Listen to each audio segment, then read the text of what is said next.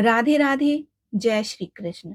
आज शुक्रवार के दिन मां संतोषी की विधि विधान से पूजा की जाती है। शास्त्रों के अनुसार मां संतोषी की पूजा और व्रत लगातार 16 शुक्रवार तक किया जाता है।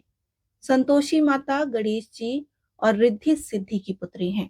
हालांकि इस बात का जिक्र किसी भी पुराण में नहीं है। संतोषी माता को सभी की इच्छाओं को पूरा करके संतोष प्रदान करने वाली देवी मां के रूप में जाना जाता है। संतोषी माता से जुड़ी कई प्रथाएं प्रचलित हैं। एक कथा के अनुसार एक बार गणेश जी की बहन मनसा देवी उन्हें रक्षाबंधन पर राखी बांधने आईं। उस समय वहां गणेश जी के पुत्र शुभ और लाभ भी थे। पिता के हाथों में राखी बांधते देख उन्होंने गणेश जी से एक बहन की कामना की।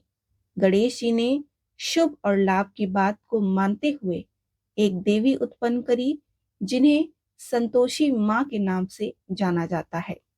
आइए अब हम आपको संतोषी मां की एक पौराणिक कथा सुनाते हैं। एक बुढ़िया थी, उसके 7 बेटे थे। 6 कमाने वाले थे जबकि एक निकम्मा था।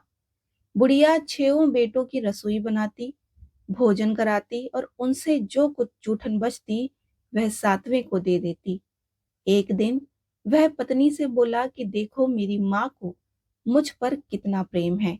वह बोली कि क्यों नहीं, सबका जूठा जो तुमको खिलाती है। वह बोला कि ऐसा नहीं हो सकता, मैं जब तक आंखों से ना देख लूं मान नहीं सकता। बहू हंसकर बोली कि देख लोगे तब तो मानोगे। कुछ ही दिन बाद त्योहार आया। घर में 7 प्रकार के भोजन चूरमे के लड्डू बने। वह जांचने को सिर दुखने का बहाना कर पतला वस्त्र पर ओढ़ रसोई घर में सो गया। वह कपड़े में से सब देखता रहा।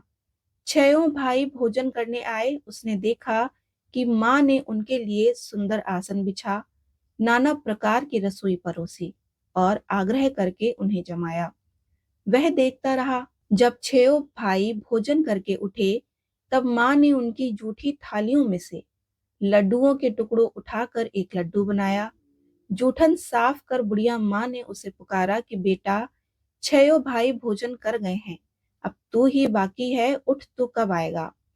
वह कहने लगा कि माँ मुझे भोजन नहीं करना, मैं अब परदेश जा रहा हूँ। माँ ने कहा कि कल जाता हो तो आज चला जा। वह बोला हाँ आज ही जा रहा हूँ और यह कहकर वह घर से निकल गया। चलते समय पत्नी की याद आ गई और गौशाला में कंडे थाप रही थी और वहां जाकर बोला कि हम जावे परदेस आवेंगे कुछ काल, तुम रहियो संतोष से धर्म अपनो पाल। वह बोली कि जाओ पिया आनंद से, हमारो सोच हटाए, राम भरोसे हम रहे ईश्वर तुम्हें सहाय। दो निशानी आपन देख धरूं में धीर, सुधी मति हमारी, बिसारियो रखियो मन गंभीर। वह बोला कि मेरे पास तो कुछ नहीं है, यह अंगूठी है सो ले लो, अपनी कुछ निशानी मुझे दे दो। वह बोली कि मेरे पास क्या है, यह गोबर भरा हाथ। यह कहकर उसकी पीठ पर गोबर के हाथ की थाप मार दी और वह चल दिया। चलते चलते वह दूर देश पहुंचा। वहां एक साहूकार की दुकान थी। वहां जाकर कहने लगा कि भाई मुझे नौकरी पर रख लो। साहूकार को जरूरत थी तो बोला कि रह जा। लड़के ने पूछा कि तनख्वाह क्या दोगे, तो साहूकार ने कहा कि काम देखकर दाम मिलेगा। साहूकार की नौकरी मिली और वह सुबह 7 बजे से 10 बजे तक नौकरी करता। कुछ दिनों में दुकान का सारा लेन देन, हिसाब किताब, ग्राहकों को माल बेचना, सारा काम करने लगा। साहूकार के 7-8 नौकर थे, वे सब चक्कर खाने लगे कि ये तो बहुत होशियार बन गया है। सेठ ने भी काम को देखा और 3 महीने में ही उसे आधे मुनाफे का हिस्सेदार बना लिया। वह कुछ वर्ष में ही नामी सेठ बन गया और मालिक सारा कारोबार उस पर छोड़कर चला गया। इधर उसकी पत्नी को सास ससुर दुख देने लगे। सारी गृहस्थी का काम करा के उसे लकड़ी लेने जंगल भी भेजते। इस बीच घर के आटे से भूसी निकालती उसकी रोटी बनाकर रख दी जाती। और फूटे नारियल की नारियली में पानी। एक दिन वह लकड़ी लेने जा रही थी। रास्ते में बहुत सी स्त्रियां संतोषी माता का व्रत करती दिखाई दी। वहां वह खड़ी होकर कथा सुनने लगी और पूछा कि बहनों, तुम किस देवता का व्रत करती हो और उसके करने से क्या फल मिलता है? यदि तुम इस व्रत का विधान मुझे समझा दोगी तो मैं तुम्हारा बड़ा एहसान मानूंगी। तब उनमें से एक स्त्री बोली कि सुनो, यह संतोषी माता का व्रत है। इसको करने से निर्धनता, दरिद्रता का नाश होता है और जो कुछ मन में कामना हो सब संतोषी माता की कृपा से पूरी हो जाती है। तब उसने उससे व्रत की विधि पूछी। वह बोली कि 1.25 आने का गुड़ चना लेना, इच्छा हो तो 5.25 आने का ले लेना, 1.25 रुपए का भी लोगे तो सहूलियत के अनुसार लेना। बिना परेशानी और श्रद्धा व प्रेम से जितना भी बन पड़े सवाय ले लेना। प्रत्येक शुक्रवार को निराहार रहकर कथा सुनना और इसके बीच क्रम टूटने नहीं पावे। लगातार नियम पालन करना। सुनने वाला कोई न मिले तो घी का दीपक जलाकर उसके आगे या जल के पात्र को सामने रखकर कथा कहना। जब कार्य सिद्ध ना हो तो नियम का पालन करना और कार्य सिद्ध हो जाने पर व्रत का उद्यापन करना। 3 मास में माता फल पूरा करती है। यदि किसी के ग्रह खोटे भी हों तो भी माता वर्ष भर में कार्य सिद्ध करती हैं। फल सिद्ध होने पर उद्यापन करना चाहिए, बीच में नहीं। उद्यापन में 2.5 सेर आटे का खाजा तथा इसी परिणाम से खीर तथा चने का साग करना। 8 लड़कों को भोजन कराना। जहां तक मिले देवर जेठ भाई बहन के हों, ना मिले तो रिश्तेदारों के और पास पड़ोसियों के बुला लेना। उन्हें भोजन करा यथाशक्ति दक्षिणा दे देना और माता का नियम पूर्वक पूजा करना। उस दिन घर में खटाई न खाना। और यह सुनकर बुढ़िया के लड़के की बहू चल दी। रास्ते में उसने लकड़ी के बोझ को बेच दिया और उन पैसों से गुड़ चना ले माता के व्रत की तैयारी करने लगी और सामने मंदिर देखकर पूछने लगी कि यह मंदिर किसका है। सब कहने लगे कि संतोषी माता का मंदिर है। यह सुनकर माता के मंदिर में जाकर चरणों में लौटने लगी। दीन हो विनती करने लगी कि माँ, मैं निपट अज्ञानी हूँ, व्रत के कुछ भी नियम नहीं जानती, मैं दुखी हूँ। हे माता जगत जननी, मेरा दुख दूर कर, मैं तेरी शरण में आई हूँ। माता को दया आई और एक शुक्रवार बीता कि दूसरे को उसके पति का पत्र आया और तीसरे शुक्रवार को उसका भेजा हुआ पैसा आ पहुंचा। यह देख जेठ जेठानी मुंह सिकोड़ने लगे। लड़के ताने देने लगे कि काकी के पास पत्र आने लगे हैं, रुपया आने लगा है, अब तो काकी की खातिर बढ़ेगी। बेचारी सरलता से कहती कि भैया, कागज आवे रुपया आवे, हम सब के लिए अच्छा है। ऐसा कहकर आंखों में आंसू भरकर संतोषी माता के मंदिर में मातेश्वरी के चरणों में गिरकर रोने लगी कि माँ, मैंने तुमसे पैसा कब मांगा? मुझे पैसे से क्या काम? मुझे तो अपने सुहाग से काम है। मैं तो अपने स्वामी के दर्शन मांगती हूँ। तब माता ने प्रसन्न होकर कहा कि जा बेटी, तेरा स्वामी आएगा। यह सुनकर खुशी से बावली होकर घर में जाकर काम करने लगी। अब संतोषी माँ विचार करने लगी कि इस भोली पुत्री को मैंने कह तो दिया कि तेरा पति आएगा, लेकिन कैसे? वह तो इसे स्वप्न में भी याद नहीं करता। उसे याद दिलाने को मुझे ही जाना पड़ेगा। इस तरह माताजी उस बुढ़िया के बेटे के पास जा स्वप्न में प्रकट हो कहने लगी कि हे साहूकार के बेटे, सो रहा है या जगता है? वह कहने लगा कि माता, सोता भी नहीं और जगता भी नहीं, कहो क्या आज्ञा है। माँ कहने लगी कि तेरे घर बार कुछ है कि नहीं? वह बोला कि मेरे पास सब कुछ है, माँ बाप है, बहू है, क्या कमी है? माँ बोली, भोले पुत्र, तेरी बहू घोर कष्ट उठा रही है, तेरे माँ बाप उसे परेशानी दे रहे हैं, वह तेरे लिए तरस रही है, तू उसकी सुध ले। वह बोला कि माताजी, यह तो मालूम है, परंतु जाऊं तो जाऊं कैसे? परदेश की बात है, लेन देन का कोई हिसाब नहीं, कोई जाने का रास्ता नहीं पाता, कैसे चला जाऊं? माँ कहने लगी कि मेरी बात मान, सवेरे नहा धोकर संतोषी माता का नाम ले, घी का दीपक जला, दंडवत कर दुकान पर जा बैठ। देखते ही देखते तेरा सारा लेन देन चुक जाएगा, जमा का माल बिक जाएगा और सांझ होते होते धन का भारी ढेर लग जाएगा। अब संतोषी माता की बात मानकर वह नहा धोकर संतोषी माता को दंडवत घी का दीपक जलाकर दुकान पर जा बैठा। थोड़ी देर में देने वाला रुपया लाने लगे, लेने वाले हिसाब लेने लगे, कोठे से भरे सामान की खरीदारी नकद दाम दे सौदे करने लगे। शाम तक धन का भारी ढेर लग गया। मन में माता का नाम लेकर चमत्कार देख प्रसन्न हो घर ले जाने के वास्ते गहना कपड़ा सामान खरीदने लगा। यहाँ काम से निपट तुरंत घर को रवाना हुआ।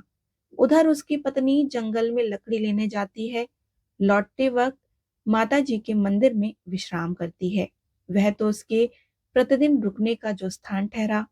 धूल उड़ती देखकर वह माता से पूछती है कि हे माता, यह धूल कैसे उड़ रही है? माता कहती हैं कि हे पुत्री, तेरा पति आ रहा है, अब तू ऐसा कर, लकड़ियों के 3 बोझ बना ले, एक नदी किनारे रख दे, दूसरा मेरे मंदिर पर और तीसरा अपने सिर पर। तेरे पति को लकड़ियों का गट्ठर देख मोह पैदा होगा और वो यहाँ रुकेगा, नाश्ता पानी खाकर माँ से मिलने जाएगा। अब तू लकड़ियों का बोझ उठाकर जाना और चौक में गट्ठर डालकर जोर से आवाज लगाना कि लो सासू जी, लकड़ियों का गट्ठर लो, भूसी की रोटी दो, नारियल के खेपड़े में पानी दो। आज मेहमान कौन आया है? माता जी से बहुत अच्छा कहकर वह प्रसन्न मन से लकड़ियों के 3 गट्ठर बनाए और एक के नदी किनारे पर और एक माता जी के मंदिर में रख दिया। इतने में मुसाफिर आ पहुंचा। सूखी लकड़ी देखकर उसकी इच्छा उत्पन्न हुई कि हम यहीं पर विश्राम करें और भोजन बनाकर खा पीकर गांव जाए। इसी तरह रुककर भोजन बना विश्राम करके गांव को गया। सबसे प्रेम से मिला। उसी समय सिर पर लकड़ी का गट्ठर लिए वह उतावली सी आ जाती है और लकड़ियों का भारी बोझ आंगन में डालकर जोर से 3 आवाज देती है कि लो सासू जी, लकड़ियों का गट्ठर लो, भूसे की रोटी दो, आज मेहमान कौन आया है? यह सुनकर उसकी सास बाहर आकर अपने दिए हुए कष्टों को भुलाने हेतु कहती है कि बहू, ऐसा क्यों कहती हो? तेरा मालिक ही तो आया है। आ बैठ, मीठा भात खा, भोजन कर, कपड़े गहने पहन। उसकी आवाज सुनकर उसका पति बाहर आता है। अंगूठी देख व्याकुल हो जाता है। माँ से पूछता है कि माँ, यह कौन है? माँ बोली कि बेटा, यह तेरी ही बहू है। सबसे तो गया है, तब से सारे गांव में भटकती फिरती है। का काम काज कुछ करती नहीं, 4 पहर आकर खा जाती है। वह बोला कि ठीक है माँ, मैंने इसे भी देखा और तुम्हें भी। अब दूसरे घर की ताले की चाबी दो, उसमें रहूंगा। माँ बोली कि ठीक है, जैसी तेरी मर्जी। तब वह दूसरे मकान की तीसरी मंजिल का कमरा खोल सारा सामान जमाया। एक दिन राजा के महल जैसा ठाट बाट बन गया। अब क्या था, वह सुख भोगने लगी और इतने में शुक्रवार आया। उसने पति से कहा कि मुझे संतोषी माता के व्रत का उद्यापन करना है। पति बोला कि खुशी से कर लो। वह उद्यापन की तैयारी करने लगी। जिठानी के लड़कों को भोजन के लिए कहने लगी। उन्होंने मंजूर किया, परंतु पीछे से जिठानी ने अपने बच्चों को सिखाया कि देखो, भोजन के समय खटाई मांगना। लड़के जब आए तो उन्होंने खीर पेट भर के खाई, परंतु बाद में खाते ही कहने लगे कि हमें खटाई दो, खीर खाना हमको नहीं भाता, देखकर आरुचि होती है। वे कहने लगे कि भाई, खटाई किसी को नहीं दी जाएगी, यह तो संतोषी माता का प्रसाद है। लड़के उठ खड़े हुए और बोले कि पैसा लाओ। भोली बहू कुछ नहीं जानती थी, उन्हें पैसे दे दिए और लड़के उसी समय हट करके इमली खटाई ले खाने लगे। यह देखकर बहू पर माताजी ने कोप कर दिया। राजा के दूत उसके पति को पकड़ ले गए और जेठ जेठानी मन माने वचन कहने लगे। लूट लूट कर धन इकट्ठा कर लिया है, अब सब मालूम पड़ेगा जब जेल में मार खाएगा। बहू को यह सब सहन नहीं हुआ। रोती हुई माता जी के मंदिर गई और कहने लगी कि हे माता, तुमने क्या किया? हंसाकर अब भक्तों को रुलाने लगी। माता बोली कि बेटी, तूने उद्यापन करके मेरा व्रत भंग किया है। वह कहने लगी कि माता, मैंने कुछ अपराध किया है, मैंने तो भूल से लड़कों को पैसे दे दिए थे, मुझे क्षमा करो, मैं फिर तुम्हारा उद्यापन करूंगी। माँ बोली, अब भूल मत करना, और वह कहती है कि अब भूल नहीं होगी। अब बतलाओ कि वे कैसे आवेंगे। माँ बोली कि जा पुत्री, तेरा पति तुझे रास्ते में आता मिलेगा। और वह निकली, राह में पति आता मिला। वह पूछी कि कहाँ गए थे, तो कहने लगा कि इतना धन जो जमाया है उसका टैक्स राजा ने मांगा था, वह भरने गया था। वह प्रसन्न हो बोली कि भला हुआ, अब घर को चलो। कुछ दिन बाद फिर शुक्रवार आया और बोली कि मुझे फिर से माता का उद्यापन करना है। पति ने कहा कि करो। बहू फिर जेठ के लड़कों को भोजन को कहने लगी और जेठानी ने एक दो बातें सुनाई। सब लड़कों को सिखाने लगी कि तुम सब लोग पहले ही खटाई मांगना। लड़के भोजन से पहले कहने लगे कि हमें खीर नहीं खानी, हमारा जी बिगड़ता है, खटाई खाने दो। वह बोली कि खटाई किसी को नहीं मिलेगी, आना हो तो आओ। वह ब्राह्मण के लड़के लेकर भोजन कराने लगी। यथाशक्ति दक्षिणा की जगह एक एक फल उन्हें दे दिया। संतोषी माता प्रसन्न हो गई। माता की कृपा से ही 9वें मास में उसके चंद्रमा के समान सुंदर पुत्र प्राप्त हुआ। पुत्र को पाकर प्रतिदिन माता जी के मंदिर को जाने लगी। माँ ने सोचा कि यह रोज आती है, आज क्यों न इसके घर चलूं। यह विचार कर माता ने भयानक रूप बनाया। गुड़ चने से सना मुख, ऊपर सूड़ के समान होंठ, उस पर मक्खियां भिन भिन कर रही थीं। देहली पर पैर रखते ही उसकी सास चिल्लाई कि देखो रे, कोई चुड़ैल डाकिन चली आ रही है, लड़कों इसे भगाओ, नहीं तो किसी को खा जाएगी। लड़के भगाने लगे, चिल्लाकर खिड़की बंद करने लगे।